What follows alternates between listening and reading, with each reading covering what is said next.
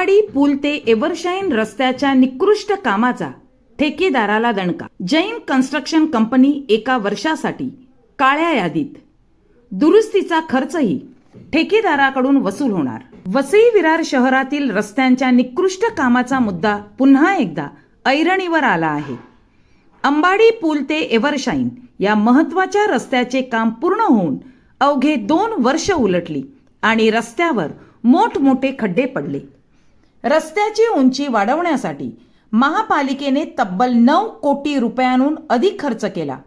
मात्र पावसाळा सुरू होताच रस्त्याची अवस्था पुन्हा बिकट झाली. या प्रकरणाची गंभीर दखल घेत वसई विरार महापालिकेने संबंधित जैन कन्स्ट्रक्शन कंपनीवर कारवाई करत एका वर्षासाठी काळ्या यादीत टाकले आहे.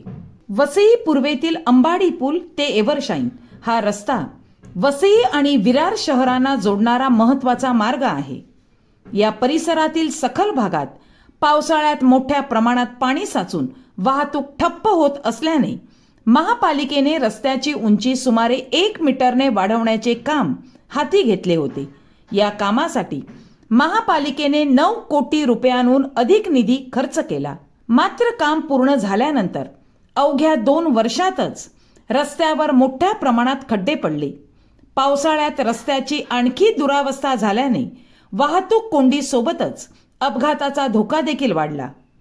या निकृष्ट कामाबाबत नागरिकांकडून प्रश्न उपस्थित होत असतानाच आमदार स्नेहा दुबे पंडित यांनीही प्रकरणाची चौकशी करून दोषींवर कारवाई करण्याची मागणी केली होती.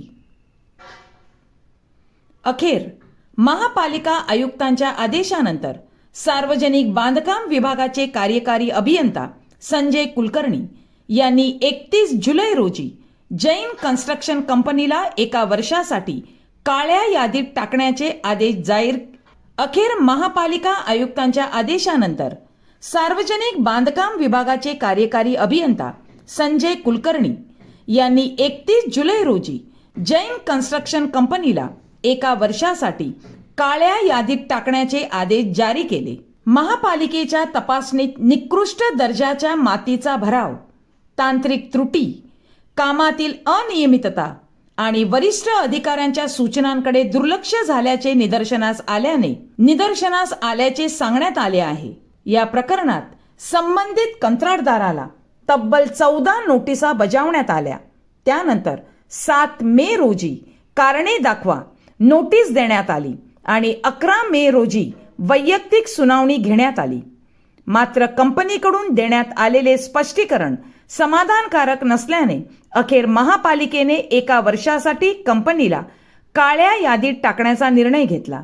विशेष म्हणजे या रस्त्याच्या दुरुस्तीचा खर्च आता कंत्राटदारांच्या सुरक्षा ठेवी आणि प्रलंबित देयकांकडून वसूल करण्यात येणार आहे. मात्र या कारवाईनंतरही सर्वात मोठा प्रश्न कायम आहे. कोट्यावधी रुपये खर्च करून बांधलेला रस्ता अवघ्या 2 वर्षांत खराब का झाला?